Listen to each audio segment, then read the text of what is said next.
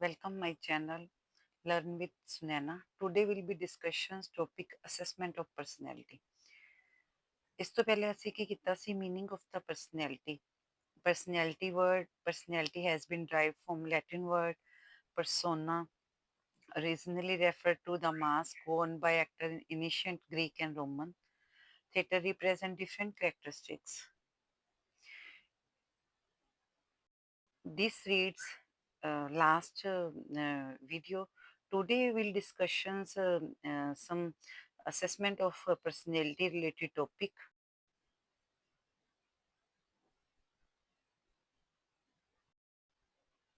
ਤਾਂ ਅਸੀਂ ਕੀ ਕਰਾਂਗੇ assessment of personality. The method used for the assessment of personality may be classification as ਜਿਵੇਂ ਅਸੀਂ ਪਹਿਲੇ ਕੀਤੇ ਸੀ ਕਿ ਉਹਨਾਂ ਨੇ ਟੈਸਟ ਦਾ ਕਲਾਸੀਫਿਕੇਸ਼ਨ ਕੀਤਾ ਸਾਈਕੋਲੋਜਿਸਟ ਨੇ ਉਸੇ ਹੀ ਤਰ੍ਹਾਂ ਸਟੂਡੈਂਟਸ ਦੀ ਪਰਸਨੈਲਿਟੀ ਨੂੰ ਡਿਵੈਲਪ ਕਰਨ ਲਈ ਟੀਚਰਸ ਕੀ ਕਰੇਗਾ ਹੁਣ ਪਰਸਨੈਲਿਟੀ ਅਸੈਸਮੈਂਟ ਕਰੇਗਾ ਇਸ ਸੰਬੰਧੀ ਸਾਈਕੋਲੋਜਿਸਟ ਨੇ ਅਲੱਗ-ਅਲੱਗ ਕੀ ਕੀਤਾ ਸੀ ਉਸ ਨਾਲ ਸੰਬੰਧਿਤ ਉਸ ਦਾ ਕਲਾਸੀਫਿਕੇਸ਼ਨਸ ਕਰਤਾ ਹੁਣ method used for the assessment of personality ਇਸ ਦੇ ਲਈ ਅਸੀਂ ਕਿਹੜੇ-ਕਿਹੜੇ ਮੈਥਡ ਯੂਜ਼ ਕਰਦੇ ਹਾਂ subjective method objective method projective method ਆਤਮਨਿਸ਼ਟ ਵਿਧੀਆਂ ਵਸਤੂਨਿਸ਼ਟ ਵਿਧੀਆਂ ਤੇ ਪਰਪੇਖਣ ਵਿਧੀਆਂ ਸਬਜੈਕਟਿਵ ਮੈਥਡ ਆਤਮਨਿਸ਼ਟ ਵਿਧੀਆਂ ਆਤਮਨਿਸ਼ਟ ਜਾਨੀ ਕਿ ਸਬਜੈਕਟਿਵ ਮੈਥਡ ਵਿੱਚ ਕਿਹੜੀਆਂ-ਕਿਹੜੀਆਂ ਵਿਧੀਆਂ ਦੀਆਂ autobiography biography questionnaire personality inventory autobiography ਕੀ ਹੈ ਆਤਮ ਕਥਾ ਜਦੋਂ ਵਿਅਕਤੀ ਖੁਦ ਆਪਣੇ ਜੀਵਨ ਬਾਰੇ ਆਪ ਲਿਖਦਾ ਹੈ ਤਾਂ ਇਸ ਪ੍ਰਕਾਰ ਲਿਖੀ ਹੋਈ ਰਚਨਾ ਆਤਮ ਕਥਾ ਕਹਿਲਾਉਂਦੀ ਹੈ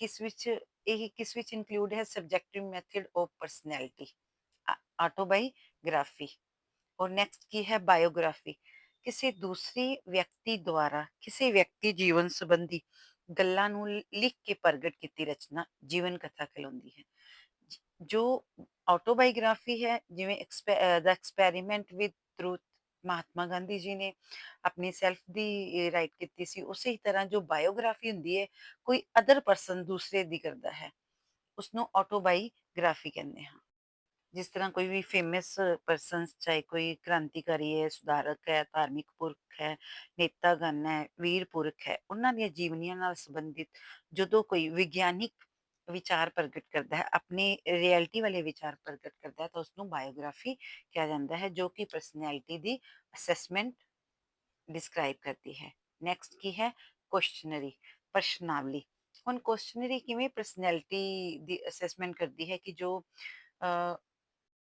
टीचर्स क्लास ਵਿੱਚ ਕੀ ਕਰੇਗਾ ਕਿ ਸਟੂਡੈਂਟ ਨੂੰ ਕੁਝ ਪ੍ਰਸ਼ਨ ਦੇ ਦੇਗਾ ਕਿ ਕਿਸ ਤਰ੍ਹਾਂ ਦੇ ਪ੍ਰਸ਼ਨ ਕੀ ਤੁਹਾਨੂੰ ਇਕਾਂਤ ਵਿੱਚ ਰਹਿਣਾ ਚੰਗਾ ਲੱਗਦਾ ਹੈ ਯੈਸ ਜਾਂ ਨੋ ਤਾਂ ਇਸ ਦਾ ਬੱਚੇ ਨੇ ਆਨਸਰ ਹਾਂ ਜਾਂ ਨਾ ਵਿੱਚ ਦੇਣਾ ਹੈ ਤਾਂ ਜੋ ਉਸ ਦੀ ਪਰਸਨੈਲਿਟੀ ਦਾ ਟੀਚਰਸ ਨੋਨ ਹੋ ਜਾਏ ਕਿ ਉਹ ਪਰਸਨੈਲਿਟੀ ਉਸ ਦੀ ਕੀ ਹੈ ਉਹ ਕਿੱਥੋਂ ਤੱਕ ਨੋਨ ਹੈ ਇਹਨਾਂ ਚੀਜ਼ਾਂ ਨਾਲ ਤਾਂ ਇਹ ਕੀ ਹੈ ਕੁਐਸਚਨਰੀ ਨੈਕਸਟ ਕੀ ਹੈ ਪਰਸਨੈਲਿਟੀ ਇਨਵੈਂਟਰੀ ਪਰਸਨੈਲਿਟੀ ਇਨਵੈਂਟਰੀ ਵਿੱਚ ਕੀ ਹੁੰਦਾ ਹੈ ਕਿ ਪ੍ਰਸ਼ਨਾਵਲੀ ਵਿੱਚ ਆਮ ਤੌਰ ਤੇ ਜੋ ਵੀ ਪ੍ਰਸ਼ਨ ਹੁੰਦੇ ਹਨ ਉਸਨੂੰ ਮੱਧਮ ਜਾਣੀ ਕਿ ਸੈਕਿੰਡ ਪਰਸਨਸ ਦੇ ਲਈ ਸੰਬੋਧਨ ਕੀਤਾ ਜਾਂਦਾ ਹੈ ਜੋ ਇਸ ਤਰ੍ਹਾਂ ਦੇ ਹੁੰਦੇ ਹਨ ਜਿਵੇਂ ਕਿ ਤੁਹਾਨੂੰ ਇਕੱਲਾਪਨ ਮਹਿਸੂਸ ਹੁੰਦਾ ਹੈ ਹਾਂ ਜਾਂ ਨਹੀਂ ਪਰਸਨੈਲਿਟੀ ਇਨਵੈਂਟਰੀ ਵਿੱਚ ਕਿਹੜੇ ਹੁੰਦੇ ਹਨ ਉਹ ਹੋ ਗਏ ਸੀ ਕੁਐਸਚਨਰੀ ਦੇ ਵਿੱਚ ਔਰ ਪਰਸਨੈਲਿਟੀ ਇਨਵੈਂਟਰੀ ਵਿੱਚ ਕੀ ਹਨ ਕਿ ਜਦੋਂ ਕਿ ਵਿਅਕਤਿਤਵ ਵਿਵਰਣ ਸੂਚੀ ਵਿੱਚ ਪ੍ਰਸ਼ਨ ਵਧੇਰੇ ਕਰਕੇ ਉੱਤਮ ਪੁਰਖ ਨੂੰ ਸੰਬੋਧਨ ਕੀਤੇ ਜਾਂਦੇ ਹਨ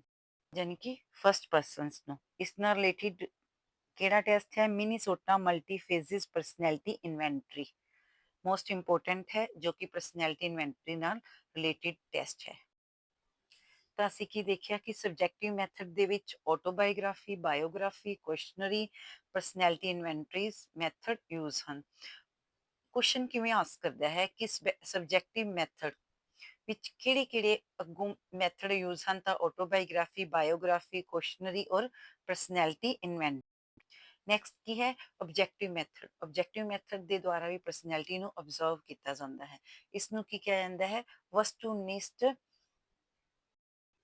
ਵਿਧੀ ਇਹਦੇ ਵਿੱਚ ਫਸਟ ਕੀ ਹੈ observations second situational test third rating scale ਔਰ ਫੋਰਥ ਇੰਟਰਵਿਊ ਆਬਜੈਕਟਿਵ ਮੈਥਡ ਕੀ ਹੈ ਇਸ ਨੂੰ ਅਸੀਂ ਨਿਰੀਖਣ ਵਿਧੀ ਜਾਂ ਅਵਲੋਕਨ ਵਿਧੀ ਵੀ ਕਿਹਾ ਕਹਿੰਦੇ ਹਾਂ। ਇਹ ਰਿਐਲਿਟੀ ਨਾਲ ਰਿਲੇਟਿਡ ਹੁੰਦੀ ਹੈ। ਇਸ ਦੇ ਵਿੱਚ ਕੀ ਹੁੰਦਾ ਹੈ ਕਿ ਟੀਚਰਸ ਨੇ ਸਟੂਡੈਂਟ ਦੀ ਆਬਜ਼ਰਵੇਸ਼ਨ ਕਰਨੀ ਹੁੰਦੀ ਹੈ।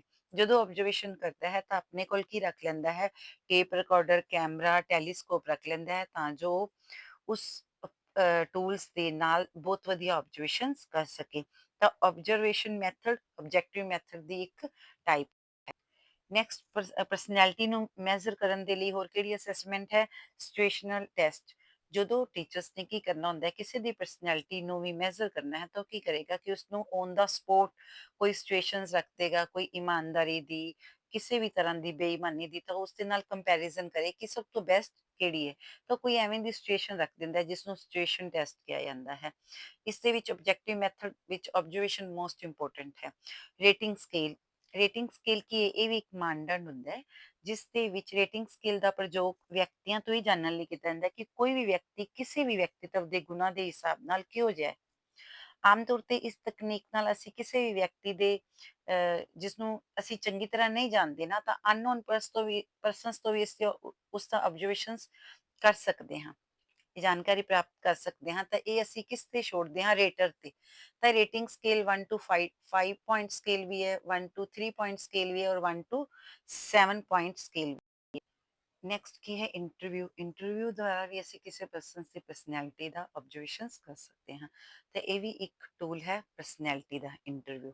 ਤਾਂ ਆਬਜੈਕਟਿਵ ਮੈਥਡ ਦੇ ਵਿੱਚ ਕਿਹੜੇ ਕਿਹੜੇ ਟੂਲ ਵਰਤੇ ਗਏ ਨੇ? Observation, situational test, rating scale ਔਰ ਇੰਟਰਵਿਊ। ਨੈਕਸਟ ਕੀ ਹੈ? ਪ੍ਰੋਜੈਕਟਿਵ ਤਕਨੀਕਸ, ਜੋ ਕਿ ਪਰਸਨੈਲਿਟੀ ਨਾਲ ਰਿਲੇਟਿਡ ਮੋਸਟ ਇੰਪੋਰਟੈਂਟ ਤਕਨੀਕ ਹੈ। ਪ੍ਰੋਜੈਕਟਿਵ ਤਕਨੀਕਸ ਦਾ ਰੋਸ਼ਾ ਇੰਕ ਬਲੌਕ, ਰੋਸ਼ਾ ਦਾ ਸ਼ਾਹੀ ਧੱਬਾ ਪ੍ਰੀਖਣ। This techniques has been developed by Swiss psychologist Mr. Herman Rocha। ਤੇ ਕੁਐਸਚਨ ਆਸਕ ਕੀ ਕਰਦਾ ਹੈ ਕਿ ਦਾ ਰੋਸ਼ਾ ਇੰਕ ਬਲੌਕ ਟੈਸਟ ਕਿਸ ਨਾਲ ਰਿਲੇਟਿਡ ਹੈ? ਤਾਂ ਪ੍ਰੋਜੈਕਟਿਵ ਤਕਨੀਕ। ਤਾਂ ਪ੍ਰੋਜੈਕਟਿਵ ਤਕਨੀਕ ਕਿਸ ਨਾਲ ਰਿਲੇਟਿਡ ਹੈ? ਤਾਂ ਪਰਸਨੈਲਿਟੀ ਨਾਲ ਰਿਲੇਟਿਡ ਹੈ। ਇਸ ਦੇ ਵਿੱਚ total 10 card ink blot, 5 black and white and 5 multi coloured. ਤਾਂ Rorschach ink blot test is related to personality test, projective ਤਕਨੀਕ। नेक्स्ट टीएटी और थीमेटिक एप्रीसेप्शंस टेस्ट, प्रसंगिक ਅੰਤਰਬੋਧ ਪ੍ਰੀਖਣ। This just was developed by Murray Morgan. ਇਹਨਾਂ ਦੇ ਤੁਹਾਨੂੰ ਨੇਮ ਹੀ learn ਹੋਣੇ ਚਾਹੀਦੇ ਹਨ ਕਿ ਥੀਮੈਟਿਕ ਐਪਰੀਸੀਏਸ਼ਨ ਟੈਸਟ ਕਿਸ ਨਾਲ ਰਿਲੇਟਿਡ ਹੈ। ਤਾਂ ਇਹ ਮੁਰੀਅਰ ਮੁਰਗਨ ਨੇ ਰਿਲੇਟਿਡ ਟੂ ਪਰਸਨੈਲਿਟੀ ਦਿੱਤਾ। ਉਸ ਦੇ ਵਿੱਚ ਟੋਟਲ ਉਸਨੇ ਪਿਕਚਰਸ 10 ਮੇਲ ਦੀ ਔਰ 10 ਫੀਮੇਲ ਦੀ ਔਰ 10 ਬੋਥ ਦੀ ਬਣਾ ਕੇ ਪਰਸਨੈਲਿਟੀ ਨੂੰ ਚੈੱਕ ਕੀਤਾ।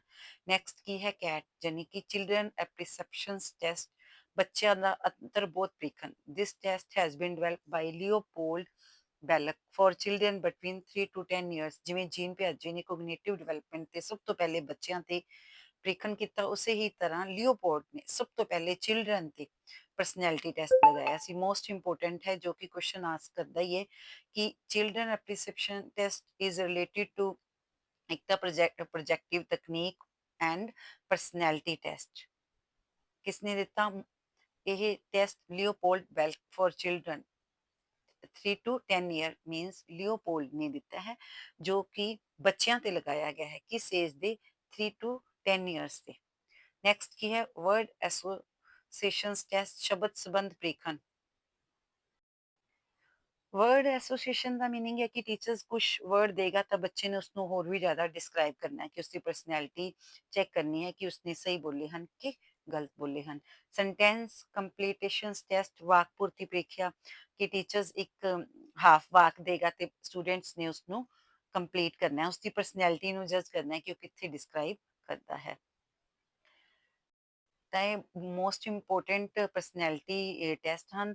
ਜਿਵੇਂ ਪ੍ਰੋਜੈਕਟਿਵ ਤਕਨੀਕ ਮੋਸਟ ਇੰਪੋਰਟੈਂਟ ਹੈ, Rorschach ink blot test, TAT thematic apperceptions test and CAT children apperceptions test. ਇੱਕ ਆਸਕ ਹੀ ਹੁੰਦੇ ਹਨ ਕੁਐਸਚਨ, ਤਾਂ ਪਲੀਜ਼ ਇਸ ਨੂੰ ਲਰਨ ਕਰਨਾ।